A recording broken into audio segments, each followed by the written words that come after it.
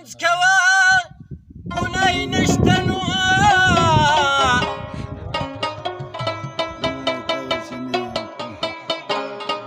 او بې نکاح ښځه ساته ثواب یې ډېر دی اسویلونه مې د وینو بوی راخیږي نو او په بدن کې مې سمړه دي خو جسادي او زار دې شم د محبته او مه وایه په وچو شونډو چې ناقلار یم او زار دې شم د محبته مه وایه په وچو شونډو چې ناقلار یم